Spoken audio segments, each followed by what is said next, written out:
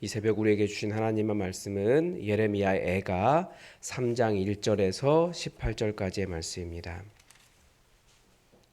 예레미야 애가 3장 1절에서 18절까지입니다. 우리 하나님의 말씀을 다 함께 받들어 읽겠습니다. 여호와의 분노의 매로 말미암아 고난 당한 자는 나로다.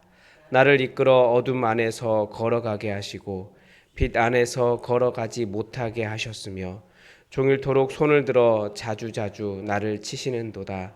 나의 살과 가죽을 쇠하게 하시며 나의 뼈들을 꺾으셨고 고통과 수고를 쌓아 나를 애우셨으며 나를 어둠 속에 살게 하시기를 죽은 지 오랜 자 같게 하셨도다. 나를 둘러싸서 나가지 못하게 하시고 내 사슬을 무겁게 하셨으며 내가 부르짖어 도움을 구하나 내 기도를 물리치시며 다듬은 돌을 쌓아 내 길을 막으사 내 길을 굽게 하셨도다. 그는 내게 대하여 엎드려 기다리는 곰과 은밀한 곳에 있는 사자 같으사 나의 길들로 치우치게 하시며 내 몸을 찢으시며 나를 적막하게 하셨도다. 활을 당겨 나를 화살의 관역으로 삼으시며 화살통에 화살로 내 허리를 맞추셨도다. 나는 내 모든 백성에게 조롱거리 곧 종일토록 그들의 노랫소리거리가 되었도다. 나를 쓴 것들로 배불리시고 쑥으로 취하게 하셨으며 조약돌로 내 이들을 꺾으시고 재로 나를 덮으셨도다. 주께서 내 심령이 평강에서 멀리 떠나게 하시니 내가 복을 내버 버렸으며 스스로 이르기를 나의 힘과 여호와께 대한 내 소망이 끊어졌다 하였도다. 아멘. 타자의 눈에서 떨어지는 눈물, 그 눈물에 비친 자신을 볼 수 있을 때 비로소 사람이 된다라는 어떤 사람의 말이 있습니다. 첫 번째 의미는 내가 다른 사람에게 고통을 주었다는 것을 알 때 나의 안에서 변화가 일어난다라는 의미로도 해석이 가능합니다. 또 다른 의미로는 다른 사람이 왜 눈물을 흘리고 있는지, 그 사람의 눈물, 아픔에 공감할 때 그렇게 나도 그 사람의 상황 속에 들어가서 비로소 좀 제대로 된 사람이 된다, 그런 의미입니다. 즉 타인의 눈물의 의미를 나의 것으로 해석할 줄 아는 공감 능력, 그 눈물의 의미를 성찰할 때 비로소 사람에게는 변화가 일어납니다. 그래서 우리가 그렇게 공감 능력에 대한 이야기를 많이 하는 것 같습니다. 그 노벨 문학상을 수상한 한강 작가님 때문에 여러 가지 많은 말들이 있는데 그분이 그 어떤 인터뷰를 거절하면서 그런 말씀을 하셨다잖아요. 지금 사람들이 전쟁으로 그렇게 죽어가고 있는데 우리나라가 이렇게 어려운데 상 따위가 뭐라고 나서겠느냐라면서 이 인터뷰를 거절했다, 뭐 그런 말이 있습니다. 이런 것이 바로 타인의 눈물 속에 비친 나의 세상을 보면서 세상을 해석해내는 능력뿐 아니라 나아가서 살아가는 삶의 방식에 큰 차이를 보이는 것이죠. 오늘 우리가 계속해서 예레미야를 보고 있고 예레미야 3장의 말씀을 보고 있는데 오늘 본문도 참 어려운 본문입니다. 왜냐하면 우리는 성경 속에서 혹은 하나님을 통해서 어떤 희망을 얻으려고 합니다. 사람은 아무리 어려운 상황 속에서도 희망이 있으면 결국 살아납니다. 그 자신의 삶 속에서 희망을 발견하지 못하고 희망을 찾아내지 못하고 그 해석적으로 그것을 바라보지 못할 때 사람은 정말 힘들어지거든요. 그런데 그 희망이 인간에게 있는 희망이 아니라 바로 우리를 살리시는 진정한 능력이신 여호와 하나님에게서 희망을 발견할 때 우리는 진짜 살 수 있습니다. 그런데 문제는 그 희망의 근본 되시는 하나님이 이 시인의 절망의 근본이 되어버린 거예요. 이 시인이 너무나 하나님 때문에 절망해서 스스로 희망을 포기해버렸다. 18절에서 그렇게 이야기하고 있는데 여기에서 어떤 은혜를 찾아갈 수 있겠습니까? 그래서 어려운 거예요. 오늘 본문 1절은 자기 자신이 누구인가에 대한 설명에서부터 시작합니다.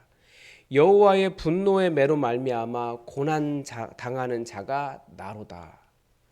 내가 누구냐? 나는 여호와의 분노로 말미암아 매를 맞고 고난당하고 있는 사람이다. 자신의 고통의 이유가 여호와 하나님의 분노 때문이다라고 지금 이야기합니다. 여호와의 분노의 매를 맞았다라고 이야기하죠. 얼마나 괴로운지 각 절마다 자기의 고통을 절절하게 표현하고 있습니다. 이게 그 알파벳 시편이라고 말씀드렸는데 그 알파벳 따라서 자기의 고통을 이야기하는 거예요. 먼저 2절에서는 하나님께서 자기에게 빛이 아니라 어둠 속으로 들어가게 하셨다라고 이야기합니다. 빛과 어둠에 대한 논쟁은 성경에서 하나님의 신정론의 문제를 제기합니다. 과연 하나님이 우리에게 어둠을 창조하셨느냐? 과연 하나님이 우리에게 악을, 고난을, 재난을 주시느냐? 우리는 그런 질문을 많이 하죠. 그런데 성경은 분명하게 하나님은 빛도 창조하시고 어둠도 창조하신다라고 말씀하십니다. 하셨다라고 하십니다. 욥 같은 경우에도 그런데 하나님께서 자기에게 생명을 주셨기 때문에 자기에게 사망도 줄 수 있는 분이시다라고 고백합니다. 분명히 우리는 하나님에게서 빛도 경험하지만 인생의 어두움도 경험합니다.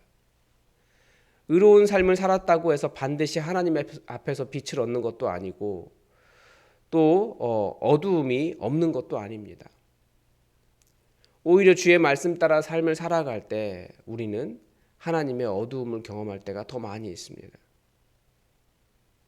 또한 하나님께서 그분의 얼굴을 우리에게 돌리시는 것을 경험하면, 우리의 죄악으로 인해서 하나님께서 우리에게 얼굴을 돌리시는 것을 경험하면 우리는 하나님의 어두움을 경험할 수도 있습니다. 왜냐하면 하나님께서 그분의 얼굴을 우리에게로 향하시지 않을 때, 하나님의 얼굴을 비춰주시지 않을 때 우리는 어두움을 경험하는 것이고, 하나님께서 우리를 지키고 계시는 그 날개 같은 그 손을 거두실 때 우리는 수많은 고통을 경험하는 것이 우리 삶의 어두움입니다. 하나님이 그런데 이 시인이 당한 그런 고난은 단순하게 하나님께서 얼굴을 돌리신 수준이 아니라 하나님께서 분노의 매로 그를 치신 상황이다 라고 지금 시인은 이야기합니다. 그래서 4절, 5절, 6절은 자신의 생명의 기운이 완전히 사라져버렸다 이렇게 이야기합니다. 왜냐하면 생명은 하나님께로부터 오기 때문에 그렇습니다. 살아있다고, 눈뜨고 있다고, 걷고 있다고, 밥 먹는다고 생명이 있는 것이 아니라 여호와 하나님으로부터 오는 그 생명의 그 힘으로 가득 찰 때 우리는 생명력이 가득해서 살아갈 수 있습니다. 7절, 8절, 9절은 이제 자신의 삶에 형통함이 없다라는 거예요. 뭘 해도 안 된다는 거죠. 10절, 11절, 12절은 대적이 너무나 많은 거예요. 대적이 너무나 많아서 어디를 가든지 엎드려 기다리는 곰이 있는 것 같고, 어디를 가든지 자기를 무너뜨리려고 하는 사자가 있고, 그리고 내 몸이 찢기고 외롭고 화를 맞추는 관역처럼 되어 있는 상태가 자신의 상태다라고 이야기합니다. 정말 힘들죠. 13절, 14절, 15절은 그래서 자신의 몸과 마음이 만신창이가 되었고, 그리고 결국 오늘 본문의 마지막인 18절에서는 스스로 이르기를 나의 힘과 여호와에 대한 소망이 끊어졌다라고 말합니다. 계속된 고난 속에서 생명의 기운이 완전히 사라지고 스스로마저도 어떤 희망이 없다라고 희망의 끈을 놓아버린 상태, 이것이 이 시인의 상태였습니다.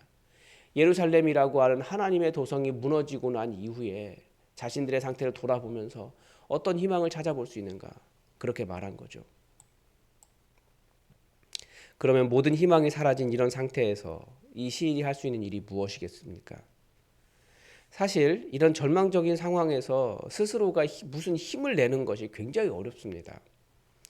이렇게 몸과 마음의 생명의 기운이 다 사라져서 스스로의 소망을 포기해버린 사람에게 힘내라, 살아날 수 있다 라고 말하는 것은 헛된 말입니다.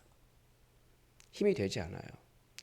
그런 힘이 있다면, 그런 말을 드러낼 수 있는 힘이 있었다면 그 사람은 이렇게 희망을 포기하지 않았을 것입니다.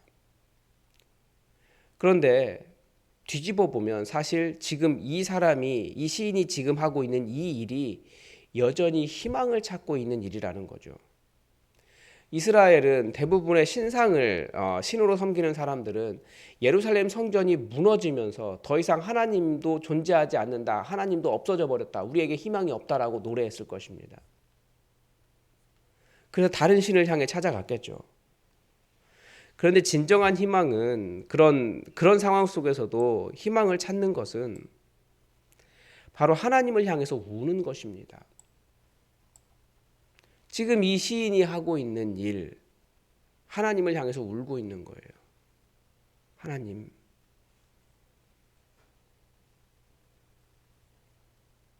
제가 하나님 때문에 아무런 힘이 없어요.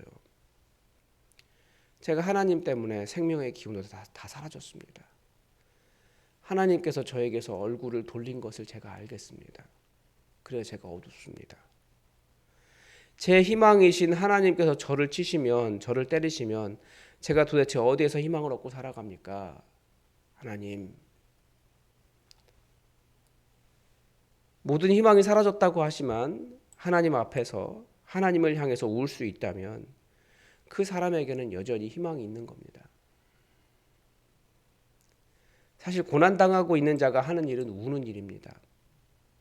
그런데 그냥 넋놓고 우는 것이 아니라 하나님을 향해서 우는 거예요. 그래서 그리스도인들은 울어도 희망이 있습니다. 울면서 하나님 대체 어떻게 합니까? 저한테 왜 이러십니까? 그렇게 울 수 있으면 그 사람은 하나님을 만날 수 있어요. 하나님을 향해 울 때만 발견되는 나의 모습이 있습니다. 나의 상태가 있습니다. 먼저 하나님께서 나에게서 얼굴을 돌리신 이유, 나의 죄악을 발견하게 되고요. 오죽했으면 하나님께서 나에게 이렇게까지 하실까? 하나님의 마음을 알게 되고요. 그리고 이제 그러면 저는 어떻게 해야 합니까? 하나님께서 나를 부르신 소명을 알게 됩니다. 그래서 하나님 앞에서 울어낼 수 있다면 그 사람은 오히려 그 하나님 앞에서 울어낸 그 울음 이후에 지금까지 살아왔던 것과는 완전히 전혀 다른 삶을 살게 됩니다. 보편적인지는 모르겠지만 이스라엘이 그랬습니다. 이스라엘이 그렇게 여호와 하나님 앞에서 울었을 때 오히려 끌려간 바벨론 땅에서 자신들의 죄악을 알았고 그래서 말씀을 다시 다 수집해서 성경을 이렇게 만들었고 그래서 그 말씀 가지고 원래 자신들의 본토로 돌아올 수 있게 되었어요. 수많은 신들이 다 신이 아니라 진짜 신은 여호와 하나님이다 제대로 발견하고 돌아올 수 있게 되었습니다. 저도 그렇습니다. 저도 이 시인처럼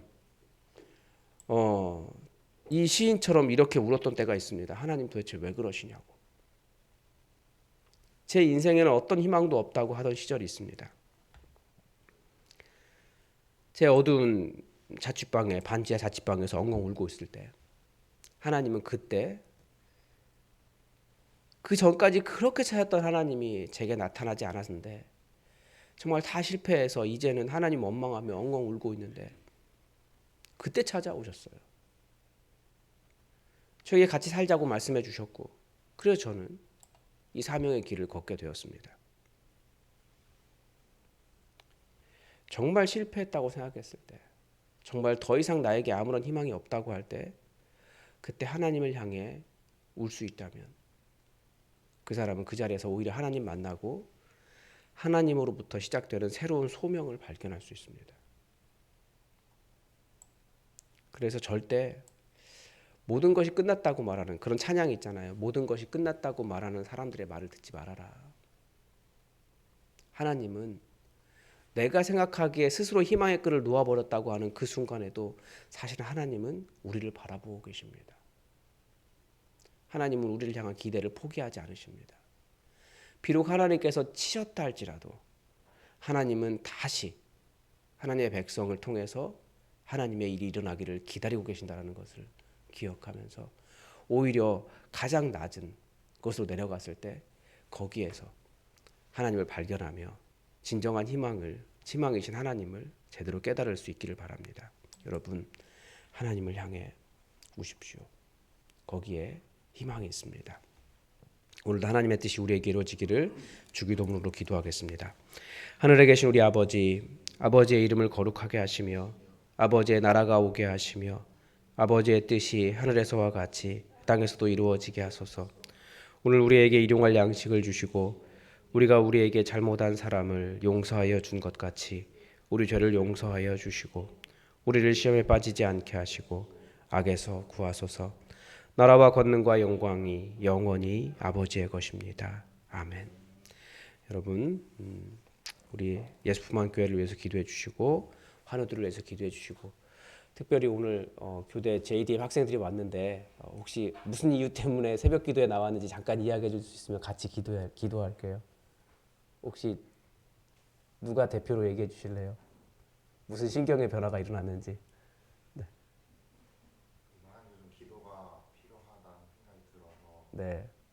그래서 새벽 기도 통해서 네.